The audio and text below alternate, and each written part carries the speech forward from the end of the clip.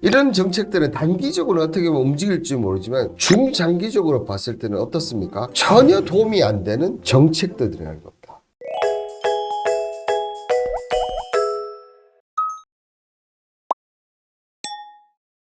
여러분들을 퍼스트클래스로 만들어줄 방송 투자캠퍼스의 홍반장입니다. 자, 투자캠퍼스를 사랑하시는 여러분들, 오늘의 이 투자캠퍼스 내용은요, 주식시장 연이은 대책 발표. 제가 지난주에도 한번 언급드렸는데 또 추가적인 게 또 나와버렸어요. 그죠? 자, 그게 바로 이 금투세, 금융투자소득세인데요. 이 금융투자소득세보다 시장에서 더 중요한 것, 이런 부분에서 끝에 가면 결국 안타까운 내용이 나오는데, 여러분들 어떤 내용인지 생각하시는 게 있으면 댓글에 올려주시면 감사하도록 하겠습니다. 먼저 이제 주식시장의 연이은 대책 발표. 자, 지난 방송에서 제가 언급드렸습니다. 그죠? 주식 큰손 양도세 확 준다 그러면서 대주주 기준으로 해서 10억이 이제 50억으로 상향이 되면서 이 관련 쪽에서 이제 얼마나 혜택을 본다고 했습니까? 70% 정도가 혜택을 본다. 근데 그게 한 7,000명 정도 되지 않습니까? 7,000명대인데 전체 주식시장 인구가 1,440만 명이라고 본다면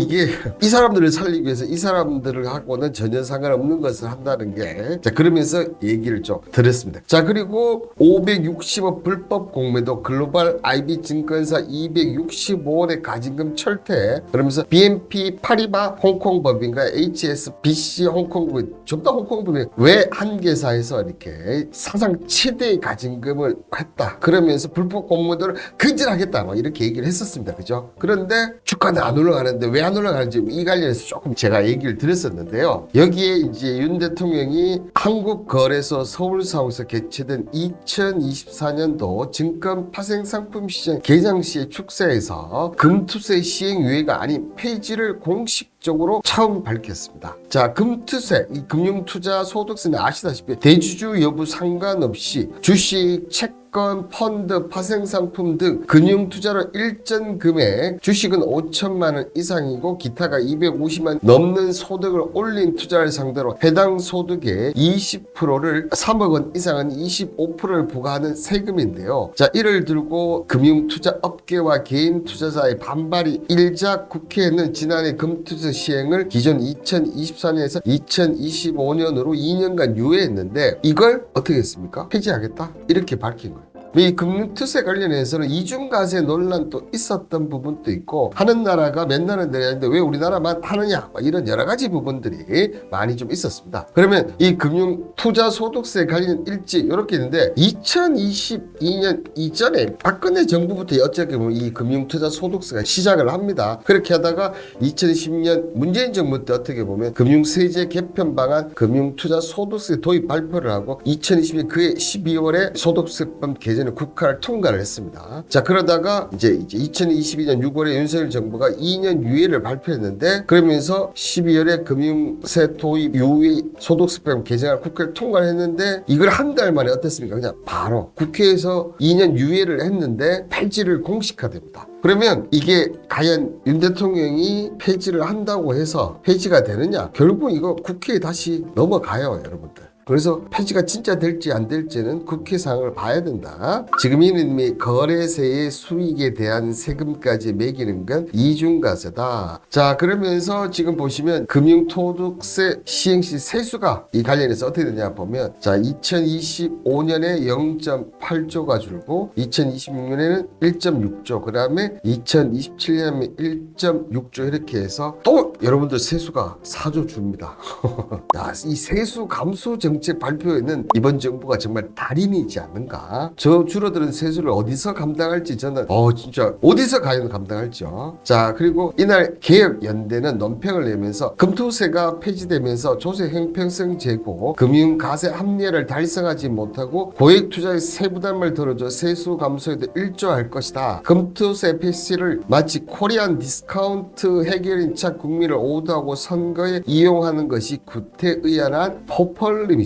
이렇게 밝히고 있습니다. 자, 여기에 이 정부가 시행을 앞둔 금투세 폐지하는데 제가 앞서 얘기죠. 법 개정이 분명히 필요해요. 그러니까 대통령이 폐지한다고 폐지가 되는 게 아닙니다. 근데 이런 말이 자꾸 나오니까 어떻게 보면 이렇게 국회에 협의 없이 혼자 던져버리니까 지금 항상 나오는 게 뭡니까? 총선용 선심 정책이다. 이렇게 얘기가 나온다는 거죠. 자, 그러면서 법 개정을 안 하면 내년 1월 1일부터 시행되는 것이다. 올해 안에 국회에서 논의를 해서 안 하면 어떻게 됩니까? 지금 이제 여당 너희들이 잘못한 것이다. 이렇게 지금 부각이 되겠죠. 그죠? 자, 여기에 지난 4일이죠. 경기도 용인시 중소기업 인력 개발에서 국민들과 함께하는 민생 토론회 형식으로 열린 기획재정부 2024년 신년 업무보고에서 이 공매도 금지하는 거 전자 시스템 구축할 때까지 계속하겠다. 그러니까 어떻습니까? 기존에 원래 2023년 11월 5월 공매도 금지해서 원래 6월까지 그죠? 한시적으로만 하겠다는 건데 이 부분을 이 전자 시스템이 확실하게 구축이 될 때까지는 이거 계속한다. 이거 구축이 안 될 때까지는 공매도 계속적으로 할 것이다. 불법 공매도 관련해서 확실한 의지 표명을 계속적으로 하고 있습니다. 어떻게 보면 정부가 지금 주식 관련해서 연이은 대책들을 발표를 했고 특히 금투세 같은 경우 저는 만약에 저게 시행된다면 증시에 상당히 좀 플러스 요인은 저는 된다고 생각하거든요.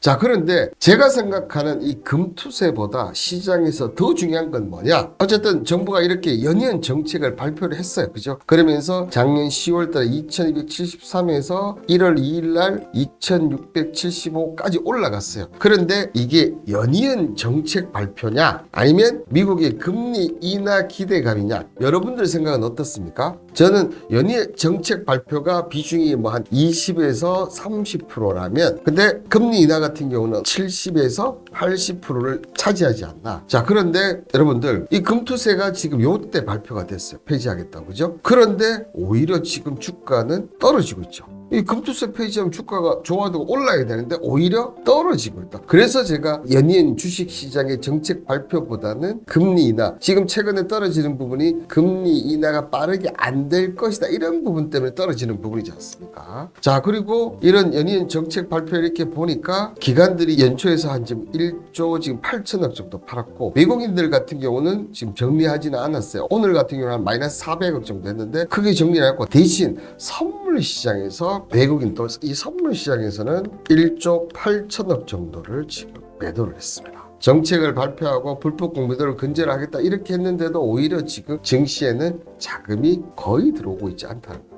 이 금투세가 부과되지 않으면 투자 심리 개선에 긍정적으로 작용할 수 있지만 지난해 단행된 불법 공매도 금지와 대주 양도 소득세 기준 완화와 달리 이미 현 정부가 국정과제를 추진하면서 이미 정책적 효과로 반영이 됐다. 또 제도가 시행되기 전에 두 번의 유예기간을 거치면서 실질적으로 힘을 잃은 상태다. 자, 그리고 업계 환경과제는 현 정부가 폐지를 추진했고 제도 시행 유예기간이 길어지는 금투세 이미 투자자들의 내리 속에 사라졌던 이슈. 그러니까 한마디로 해서 새로운 것이 아니다. 이 정도로는 주식시장 전환점을 만들 수 있는 큰 재료가 아니다. 이렇게 지금 주식 투자에 있는 이 외국인도 그렇고 기관도 그렇고 개인도 지금 다 그렇게 생각한다는 거죠. 자, 너구리님이 뭘로 때우려는 건지 저런지 맞습니다. 저는 그 부분이 상당히 좀 걱정이 됩니다. 자, 외국인들을 빠지는 거 보니 허유 이렇게 하실 때 연초에 좀 빼는 흐름이 좀 그렇죠. 그리고 다음 주가 어떻게 보면 또 옵션 만기이라서 분명히 변동성이 있어야 되는데 지금 현물 쪽에서 크게 변동성이 없어요. 다시 이렇게 치고 올라갈 건지 내려갈 건지 다음 주는 뭔가 좀 시장에서 변화가 오지 않을까 그렇게 예상이 됩니다. 자, 여기에 어떻게 보면 정권기마다 시장 참가자에게 은전을 베푸는 듯한 주지 양도세 부과 등등 이런 주식시장의 정책들이 일관성 없이 오락가락하는 행보가 자본시장 발전에 전혀 도움이 되지 않는다는 거죠. 아시다시피 주식 양도세 같은 경우 이렇게 쭉 내려오다가 지금 갑자기 하면서 7년 만에 다시 올라갔다. 그리고 이번에 지금 이 금투세 같은 경우도 아니 작년 12월에 2년 유예하기로 했는데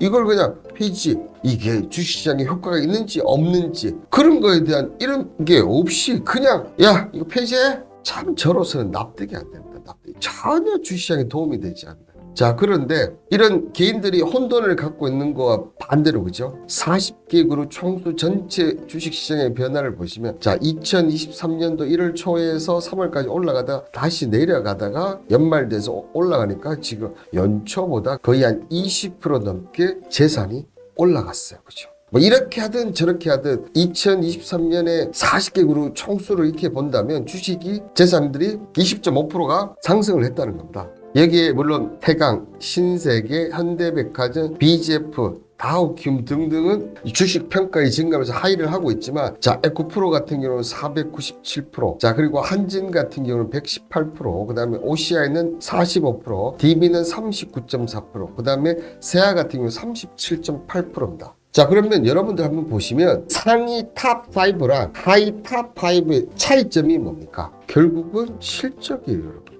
실적 플러스 성장성이겠죠. 근데 어쨌든 뭐 주식시장에서 종목 입장에서 보면 이 실적 부분이 정말 가장 큰 비중을 차지하는 것 중에 하나라는 거죠. 자, 그러면서 기업의 이익은 주식 투자 증가에 가장 큰 영향을 미치는 요소 중에 하나다. 기업의 이익이 증가하면 주가도 상승하고 기업의 이익이 감소하면 주가도 하락하는데, 따라서 투자자는 기업의 이익을 분석하여 투자 여부를 결정하는 것이 정말 중요하다. 자, 그런데 지금 양도세, 공매도, 그 다음에 이번에는 금투세까지 이게 여러분들 기업 이익이나 실적 도움이 되는 정책입니다. 그러니까 이런 정책들은 단기적으로 어떻게 보면 움직일지 모르지만 중장기적으로 봤을 때는 어떻습니까? 전혀 도움이 안 되는 정책들이라는 겁니다. 분석도 없이 정책을 시행하는 점으로 그게 제일 정답이고요. 외국인들이 빠지는 게 그런 이유 중에 도대체 이 나라 금융시장, 주식시장은 일관성이 없다.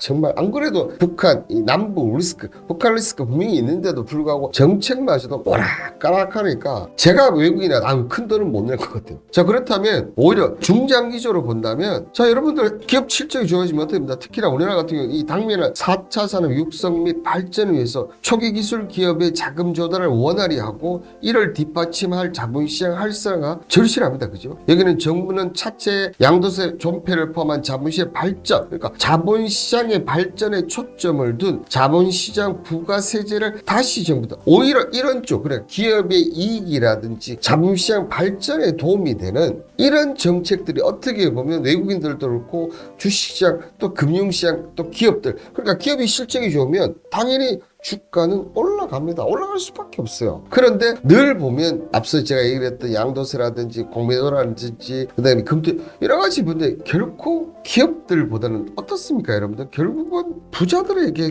도움되는 부자가 아닙니까? 오히려 이 4차 산업, 그죠? 자금 조달, 그 다음 자본시장 부가세제 이런 것들을 해야 되는데 저는 제일 중요한 게 어쨌든 미래의 기술 발전을 우리는 계속 끊임할 수밖에 없어요. 왜냐하면 저희는 자원국이 아니고, 그죠? 기술, 이 기술을 갖고 지금까지 살아온 나라입니다. 그 기술을 계속 발전시켜야 된다는 것이죠. 자, 그런데 그래서 제가 제일 마지막에 어떤 얘기를 드린다고 했지 않습니까? 뭐 여러분들 너무나 잘 아시다시피 정부 R&D 투자 증감률 추이 이렇게 보시면 증감이 이렇게 쭉 올라가다가 자, 뚝뚝 떨어지다가 지금은 어떻습니까? 마이너스 16.6%. 진짜 기가 막히죠, 여러분들. 아무리 힘들 때도 진짜 2018년도 이때 좀 힘들, 아무리 힘들어도 증감률 1.1%. 지금까지 단 한 번도 마이너스가 없었던 R&D 투자. 근데 이번 정권은 마이너스 16.6%를 삭감시키면서 이런 정책들을 발표를 한다. 여러분들 이해가 되십니까? 저는 솔직히 납득이 안 돼요. 어쨌든 주식시장에 뭐 여러 가지 부분들이 있지만 가장 중요한 건 주식시장은 기업들이 자금 조달을 위해서 들어오는 게 주식시장이에요. 근데 그런 기업들이 돈을 얼마나 많이 버느냐 적게 버느냐 거기에 따라서 달라지는데 그 미래의 원천이 이 R&D 투자, 특히 우리나라 같은 반도체라든지 2차 전지라든지 조선이라든지 이런 모든 것이 기술력이 앞서기 때문에 지금의 우리나라가 3탑을 유지할 수가 있었는데요. 그런 부분들이 이 R&D 투자 마이너스 과연 이 부분이 맞는지 저는 많은 의문점이 들지 않나 그렇게 생각이 듭니다.